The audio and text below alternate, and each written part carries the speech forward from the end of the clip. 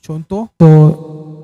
So sekarang ni bila kau tekan button ni, dia menyala warna orange macam ni, maknanya function reverb kat atas ni dia memang automatic function. Yang best button kat sini, kalau kau nampak kat sini A, B, C, D, E ni, kau boleh play lagu ataupun kau boleh play ke apa-apa sound lah yang dekat PC kau, and then kau boleh tekan lama-lama untuk dia jadikan efek suara ataupun efek lagu macam ni. Contoh, ataupun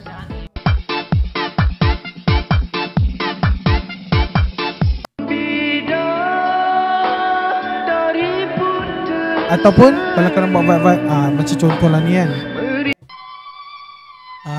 Ni kalau geng-geng yang buat suara apa live menyanyi ni mesti suka punya buat lagu-lagu Hindustan ni kan.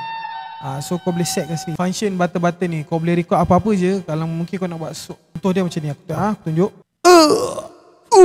So aku just play je balik. Itulah antara apa-apa audio je daripada phone kau ke daripada mic ni yang kau keluarkan, and then kau boleh record dekat sini sebagai preset kau. And then yang lain dekat sini kalau kau tengok ni untuk gain volume mic dengan aku boleh kuatkan dia. Tapi sekarang ni disebabkan side chain ni aku on. So kalau kau off side chain ni, lagu tu akan bunyi je.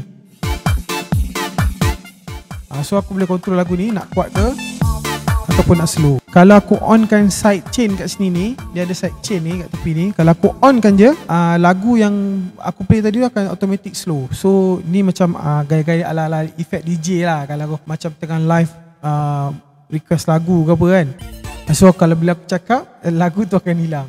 So tu antara function side chain ni lah. Untuk korang yang dah beli YU7 tu, korang boleh decide untuk tambah lagi satu untuk bagi lebih fun kau punya mic tu untuk kau punya live streaming ke, content gaming ke apa. So untuk korang yang berminat, macam biasa, check out dekat beg kuning kat bawah. Kau claim semua voucher, free shipping, and then kau dapatkan G1 sound card ni daripada LSD TikTok Shop. And kau komen dekat video aku apa pendapat kau dengan sound card ni bila kau pairkan dengan YU7 ni. So macam biasa, jangan lupa follow, like and share video ni, and kita jumpa di next video.